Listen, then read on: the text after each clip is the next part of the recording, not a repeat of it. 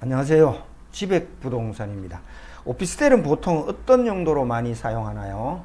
업무용인 사무실로 사용하기도 하고 주거 목적으로 사용하기도 하는 독특한 복합 건축물입니다.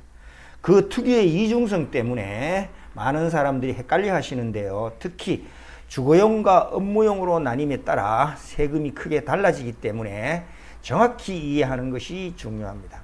1인 가구의 증가로 업무용을 주거용으로 많이 사용하고 있어 세무 관련해서 여러 문제점이 발생되고 있습니다. 오늘은 이 복잡한 문제 이 한 편으로 해결해 드립니다. 업무용과 주거용 이러한 이중성 때문에 설명이 상당히 복잡합니다. 취득세 그리고 부가세, 보유세, 양도소득세까지 끝까지 시청하시면은 오피스텔에 대한 모든 것을 알 수가 있겠습니다. 첫 번째, 오피스텔의 이중성이 뭔가요? 오피스텔은 법적으로 건축법의 적용을 받아 업무시설로 분류됩니다. 그러나 실제적으로는 주거용으로 많이 사용되지요. 이러한 해석에 따라 각종 세금이 달라집니다. 1세대 1주택이라든가 청약대출과 실제 사용 용도에 따른 법적 해석과 세금에 큰 차이가 발생한다 하겠습니다. 부동산의 단계별 세금 구조를 보면은 취득 단계, 보유 단계, 양도 단계 등에서 취득세, 재산세, 종부세, 종합소득세, 양도소득세 등이 발생하는데 오피스텔은 양면성을 가지고 있어서 정말 어렵습니다. 무슨 소리냐면은 주택으로 되느냐 업무용으로 되느냐 이 세금이 다 달라진다 그런 이야기가 되겠습니다. 취득세는 원칙적으로 4.6%가 부과됩니다.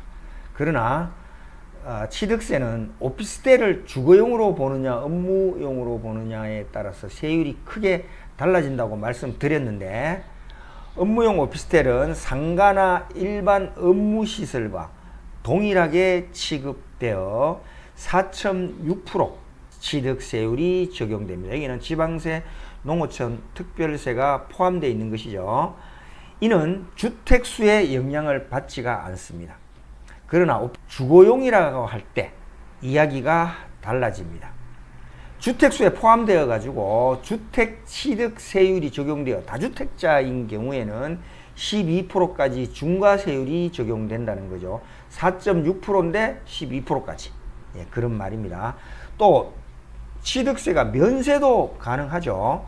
주택에 적용되는 임대사업자라면은 취득세 감면이 가능하고요. 부가가치세도 면제가 된다 하겠습니다.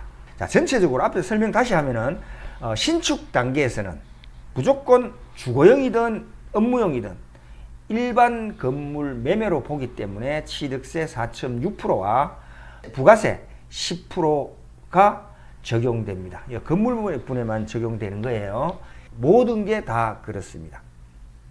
이때 부과된 부가세는 사업자 등록을 하고 업무용으로 사용하겠다고 신고하면 환급받을 수가 있는데요. 업무용으로 10년간 유지될 때만 적용이 돼요. 혹시 중간에 주거용으로 전환될 시에는 환급받은 금액을 토해내야 하는 경우가 발생된다는 사실을 아셔야 해요. 부가세는 임대 수입 등에도 10% 납부를 하고 정기적으로 신고도 해야 된다. 그런 이야기입니다. 부가세 부분은 뒤쪽에서 다시 설명을 드리고요. 부가가치세는 얼마인가 계산 한번 해볼게요.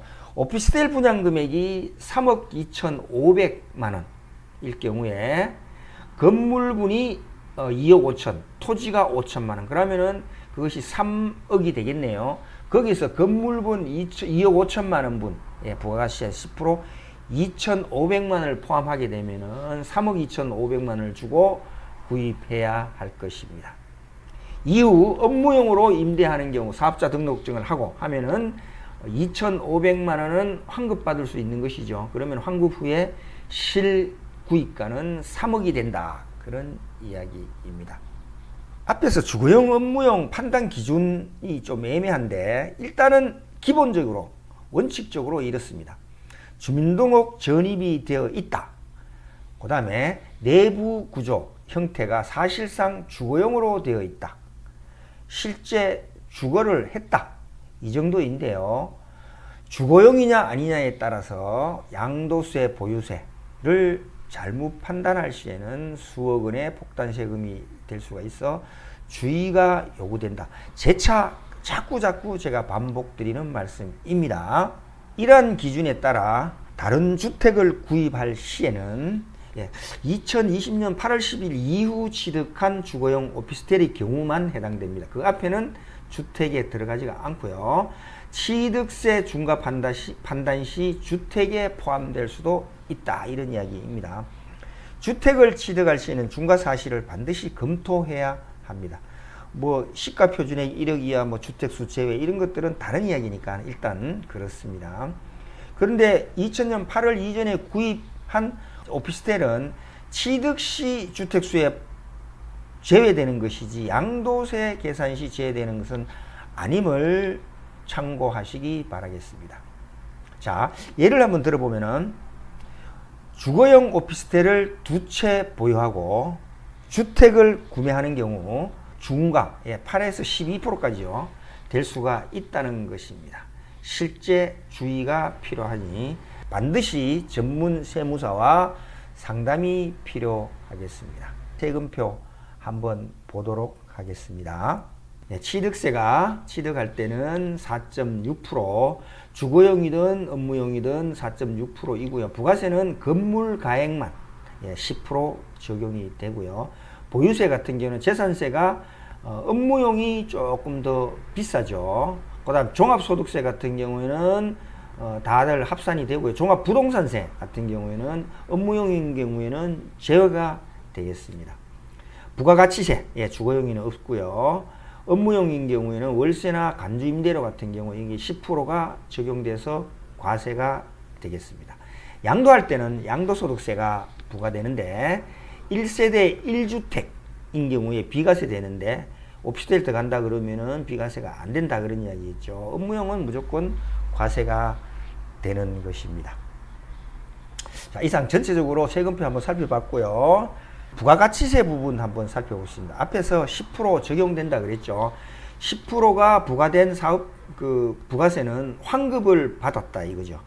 환급을 받고 10년간 유지될 때만 적용이 됩니다. 10년간 유지되지 않을 때는 그 환급받은 금액을 토해내야 되는데 전부를 토해내는 것이 아니고 경과기간, 남은 기간만 토해낸다 이런 이야기인데요. 계산 방법 한번 알아봅니다. 전체적으로 100원이라고 하면은 1년에 10% 곱하기 10 하면은 10년이 되겠죠. 1년에 10%씩 차감되는데 과세 신고는 1년에 1기, 2기 두 번 하게 되겠죠. 1기에 5%씩 차감하면 되겠네요. 그래서 예를 한번 보면은 매입세액을 2천만 원 그 환급을 받았다. 그러면은 2001년 3월에 취득했어요. 그러면 2001년 3월, 12월 2기가 경과했죠. 그 다음에 2002년 6월과 12월 또 두 번 경과했네요. 2003년 2월 달에 1기에 주거용으로 전환됐다 라고 하면은 4기가 경과했으니까 4기 곱하기 5% 그러면 20%를 환급받고 나머지 80%는 토해내야 된다. 이런 설명입니다. 이해되시나요? 2천만원 곱하기 20%는 400만원을 공제하고 1600만원 80% 해당하는 2826 1600만원 금액은 토해내야 된다. 이런 이야기입니다. 금액으로 한번 설명해 봤었고요. 자, 복잡한 것은 이것만은 아니면 우리는 알고 있습니다. 매매 시에도 주의해야 하는데요. 매매 시 부가세가 발생하는 것이 원칙인데 과세 적용 여부를 결정짓는 기준 한번 살펴보도록 하겠습니다. 주거용이고 임대 또는 자기가 거주하는 경우에는 부가세는 면세. 업무용인데 임대 또는 과세 사업자가 직접 사용하는 경우 이런 경우에는 과세가 되고요. 업무용 면세 사업자가 직접 사용하는 경우는 부가세가 부과되지 않는다. 면세. 그 다음에 신축인 경우에는 무조건 과세.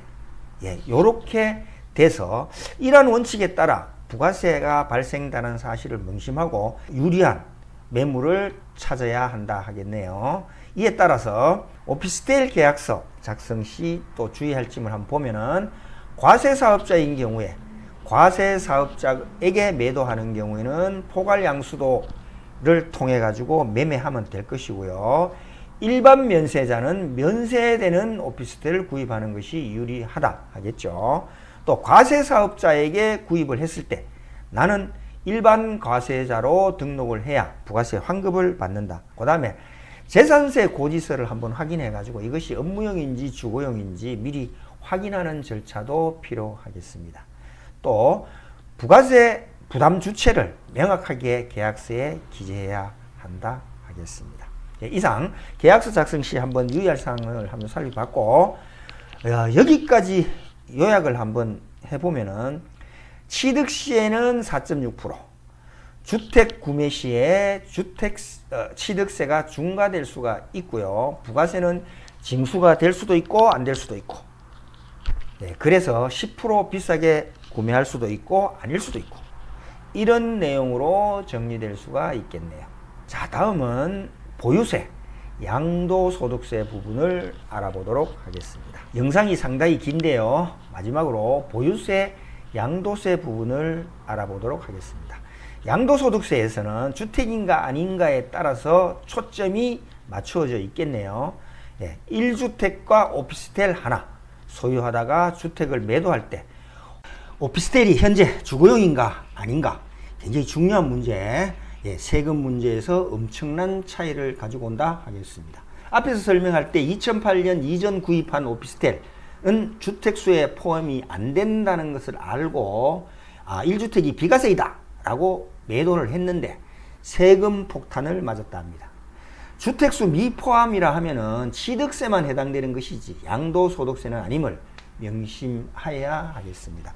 무심코 소유한 오피스텔로 수억의 추징 사례가 다수 발생하곤 합니다. 양도소득세는 확실한 기준에 맞춰야 할 것이다 라고 봅니다. 보유단계 표 한번 보면은요, 앞에서 설명을 잠깐 하긴 했었죠. 재산세가 업무용은 조금 더 비싸다라고 할 수도 있고, 파란색 부분이 주거용이고 검은색 부분이 업무용입니다. 그 다음 부가세로 보면은 주거용은 없고 월세 및 간주임대료 같은 경우에 10% 적용이 돼야 되고, 종합소득세는 둘 다 합산을 하죠. 주거용이나 업무용이나 상관없습니다. 종합부동산세는 주택인 경우에는 합산하고 일반 건물은 합산해서 제외된다라고 설명을 드린 바가 있었습니다. 이상에서 본 바와 같이 오피스텔의 세금은 상당히 복잡합니다.